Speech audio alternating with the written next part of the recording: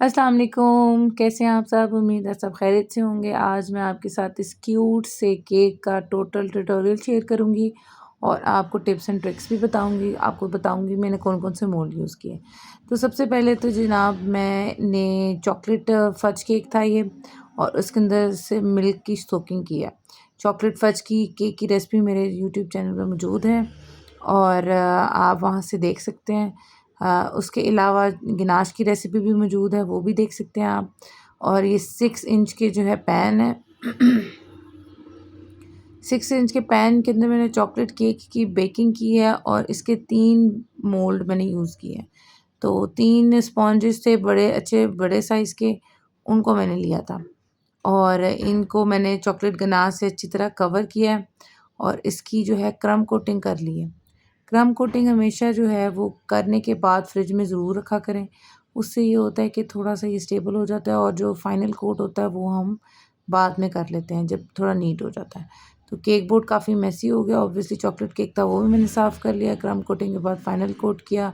उसके बाद मैंने फॉन्डेंटली उसको रोल डाउन किया क्योंकि बेस जो थी वो ब्लू थी, तो मैंने बेस को ब्लू रखा और ब्लू फॉन्डेंट के साथ मैंने सारा बेस को उसको कवर करूँगी। चूँकि एंड तक तब तो हमें इसको आहिस्ता-आहिस्ता नीचे ले जाते जाना है, कपड़े की तरह उसकी सिलवटों को निकालते हुए, और फिर उसके बाद जब पूरे केक पे कवर हो जाएगा तो पिज़्ज़ा कटर से उसके एक्सेस फॉन्डेंट को कट कर लेना है। इसके बाद जो है हमारी बाउंड्री आती है नीचे ग्रीन कलर की, जो ग्रीन कलर की ग्रास बनाई हुई है, उसके ऊपर वेव है, तो वो भी हम पिज़्ज़ा कटर से उसका वेव देंगे और इसको जो है वो मैं पानी के साथ थोड़ा-सा ब्रशिंग कर लूँगी पानी की और उसके ऊपर मैं जो है वो फॉन्डेंट लगा दूँगी ग्रीन वाली और ये हमारी ग्रास बन जाएगी। पेस्टिंग के लिए आप ग्लू भी यूज़ कर सकते हैं और आप पानी भी सिंपली यूज़ कर सकते हैं, पानी यूज़ कर लें तो वो भी फॉन्डेंट जो है क्योंकि शुगर होती है तो बड़े अच्छे से पेस्ट हो जाती है। उसके बाद जो है इसके ऊपर टॉप पे भी फॉन्डेंट थी ग्रीन कलर की ग्रास बनी हुई, तो मैंने ये उस जितने इंच का मेरा केक था उसके पैन को लेके मैंने उसका अंदाज़ा लगाया और उसके बाद उसके अंदर वेव दे के हाथों से इसकी मदद से इसको नीट किया और इसको केक के ऊपर पेस्ट कर दूँगी मैं। थोड़ा-सा पानी ब्रश करूँगी और ये पेस्ट हो जाएगी बहुत अच्छे तरीके से। उसके बाद लकड़ी का लॉग बनाना है। लॉग बनाने के लिए हमने एक सिंपल ब्राउन फॉन्डेंट को रोल किया और उसके बाद इस जो ये हमारे पास वुडन स्टैम्प होते हैं उसके साथ इसको वो कर लिया हमने, ठीक है। फिर उसे इम्प्रेशन दिया। इसके बाद मैंने इम्प्रेशन देके एक सिंपल प्लेन फॉन्डेंट के ऊपर उसको कट किए लंबे-लंबे पतले-पतले से। पहले उसके ऊपर इम्प्रेशन दिया और फिर लंबे-लंबे पतले-पतले स्टिक्स ही काट के उसको ये इस तरह से फेंस बना लिए और ये बड़ी आसान है, इसमें कोई इतना मुश्किल नहीं है। ये मेरा जो है ब्रिक्स बन रही हैं। इसी तरह मैंने जो है वो वुड फॉन्टेंट के भी लगाए थे, ठीक है, जब वुडन बनाया था। अब ब्रिक्स को बनाने के लिए ये 3 ब्रिक्स की लाइन थी, जो सैंपल पिक्चर थी और उसके साथ जो है मैंने ये बना के तो इसको 3-3 की जो है वो इसकी मोटाई काट ली है और पानी के साथ इसको भी मैं पेस्ट करती जा रही हूँ। क्योंकि ये आई गेस वेल बनाया है इन्होंने, दीवार बनाई है जो भी, तो सैंपल पिक्चर में बना हुआ था ऐसे।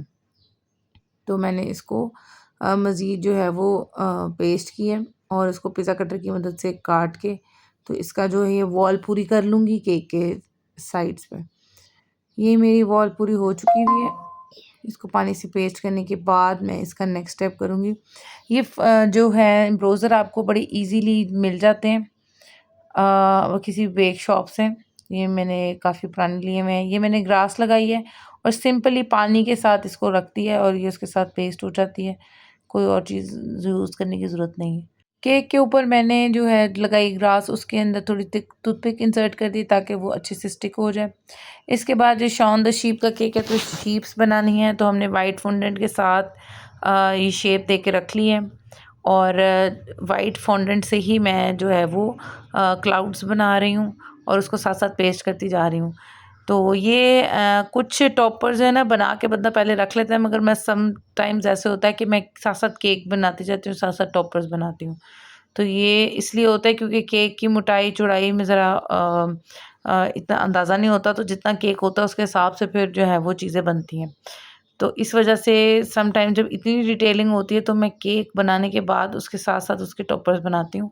और अगर कोई एक आधा टॉपर है और इस तरह वो मतलब सिंपली लगना है तो वो मैं केक बनाने से पहले भी बना लेती हूँ। यानी कि अगर मुझे ऑब्वियस है, जैसे डॉक्टर थीम केक है तो उनके मैं टॉपर्स पहले बना लेती हूँ। मगर ये चूँकि मैंने इसकी फेंस वगैरह अटैच करनी थी और काफ़ी चीज़ें, तो इसलिए मैंने कहा कि मैं ऑन द स्पॉट ही बनाऊँगी। छोटी-छोटी काफ़ी डिटेलिंग थी इसके अंदर, तो इस वज़ह से मैंने ऑन द स्पॉट ही इसके सारे टॉपर्स बनाए। और सीएमसी अगर आप ज़्यादा यूज़ कर लेंगे तो आपके टॉपर्स जो है वो जल्दी से हार्ड हो जाएँगे।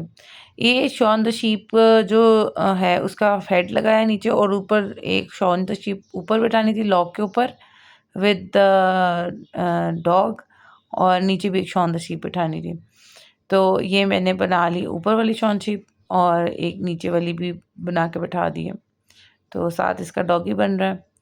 तो जो सैंपल पिक्चर थी उसमें पिगीज़ बने हुए थे, तो ऑब्वियसली हम लोग जो है वो पिगीज़ नहीं बनाते। सैंपल पिक्चर आप देख रहे होंगे सामने मेरे पड़ी हुई है।